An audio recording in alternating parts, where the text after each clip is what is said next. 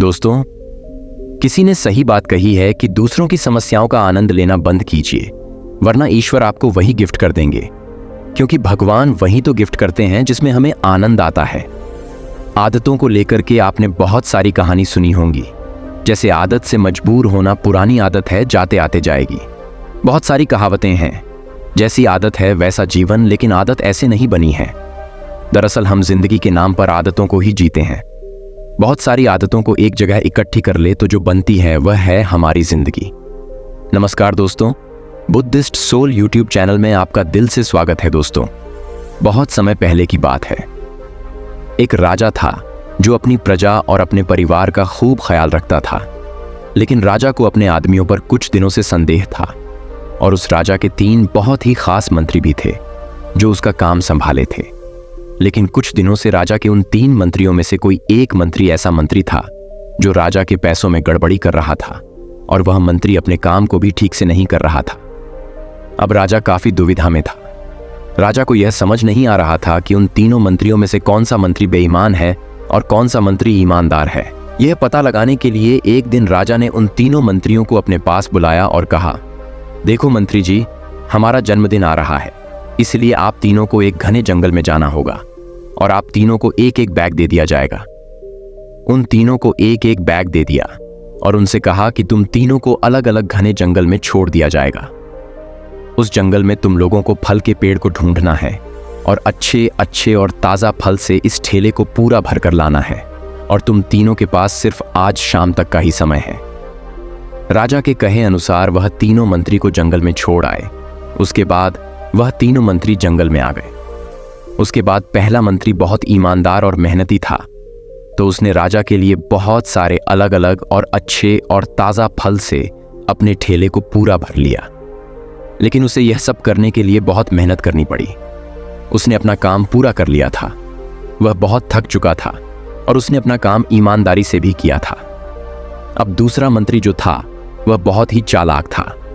उसने सोचा, राजा के पास इतना समय थोड़ी है कि वह यह सब जांच करें कि मैंने अच्छे फल लाए हैं या खराब, तो बिना ज्यादा मेहनत किए उसे जैसे ही फल जमीन पर पड़े मिले उसने वह अपने ठेले में रख लिया, बिना यह सोचे कि वह अच्छे हैं या खराब। जो उसे जमीन पर पड़े फल मिले थे वह बहुत ज्यादा खराब थे और वह आराम से पेड़ के नीचे बैठ गया।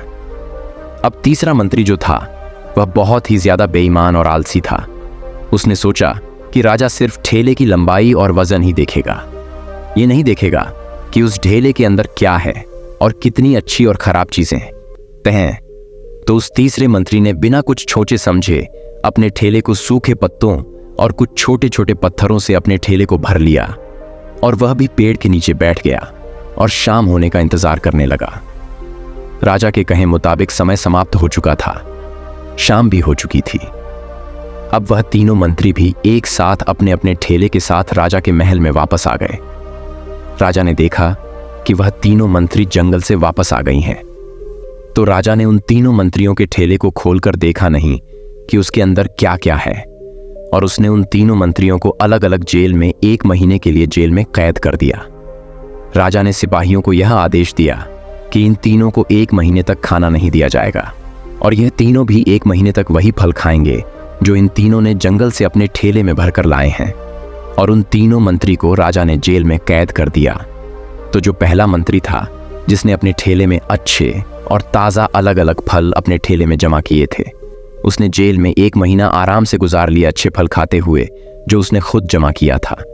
उसके बाद जो दूसरा मंत्री था जिसने बेकार और ख़राब फल अपने ठेले में रखे थे, उसे वही बेकार और ख़राब फल 1 महीने तक खाने पड़े और वह उस जेल में ज़्यादा दिनों तक टिक नहीं पाया और बाद में वह खराब खाने की वजह से बीमार पड़ गया और उसकी तबीयत खराब हो गई। अब जो तीसरा मंत्री था जो बहुत ही बेईमान और आलसी था, जिसने अपने ठेले में सिर्फ सूखे पत्ते और कुछ छोटे छोटे पत्थर भरे थे, क्योंकि उसके ठेले में खाने के लिए कुछ सूखे पत्ते और कुछ छोटे छोटे पत्थर ही थे, तो वह 1 महीने के लिए क्या खाता। और तभी उसे अपने बेईमानी और आलस्य पर पछतावा होने लगा कि शायद मैंने उस दिन थोड़ी मेहनत करके इस ठेले में फल रख दिए होते तो आज मेरा यह हाल नहीं होता। और वह बिना कुछ खाए वह मंत्री जेल में 2 दिन के बाद ही जेल के अंदर ही भूख के कारण मर गया। तो दोस्तों, इस कहानी से हमें यह सीख मिलती है कि हम जो आलस और बेईमानी करते हैं, बेईमानी मतलब अपने ही काम में अपना कुछ नहीं करना, अपना मन नहीं लगाना और खाली बैठे रहना, तो उससे आज तो हमें कोई फर्क नहीं पड़ता। आज तो हम अपने काम में आलस करके आराम कर लेते हैं, लेकिन कल भविष्य में कुछ दिन के बाद हमें उस पर पछतावा होता है। आपने बहुत से लोगों को यह कहते हुए सुना होगा कि काश उस समय पर मैं ऐसा कर लेता तो आज उस इंसान की जगह मैं होता, लेकिन उस समय पर उन लोगों ने आलस को अपनाया था, इसीलिए वह आज जहां के वहीं है, और जिसने मेहनत को अपनाया था वह इंसान अपनी मंजिल में आगे बढ़ गया। तो अपने काम के साथ बेईमानी और आलस से बिल्कुल भी मत करो, उसके बाद तो हमें पछतावे के अलावा और कुछ भी नहीं मिलता। ये जो समय है ना, इसकी कीमत कोई नहीं लगा सकता है। हम लाखों रुपए देकर भी अपनी जिंदगी का 1 मिनट भी वापस नहीं ला सकते। इसीलिए इस समय का सही उपयोग करो। समय की एक अच्छी बात है और एक बुरी बात है। अच्छी बात यह है कि हम उसे किन चीजों में गुजारते हो, यह हमारे हाथ में होता है, और बुरी बात यह है कि समय गुजर जाता है और सभी के पास दिन में 24 घंटे होते हैं, गरीब के पास भी और अमीर के पास भी। बस ये हमारे हाथ में है कि हम उस समय से क्या नया कर सकते हो। तो अपने एक एक पल का हिसाब रखो कि हम उन्हें किन चीजों में गुजार रहे हैं।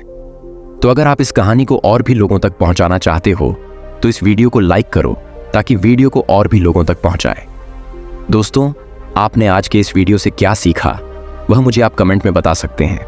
इसी के साथ में उम्मीद है कि आपको आज की वीडियो पसंद आई होगी, तो इस वीडियो को उस इंसान को शेयर करें जिससे यह कहानी सुनने की जरूरत है, और उसी के ठीक बाद चैनल को सब्सक्राइब करें। तो चलिए फिर मिलते हैं ऐसी एक और नई वीडियो में एक नए मैसेज के साथ। तब तक के लिए धन्यवाद, और हाँ, नमो बुद्धाय।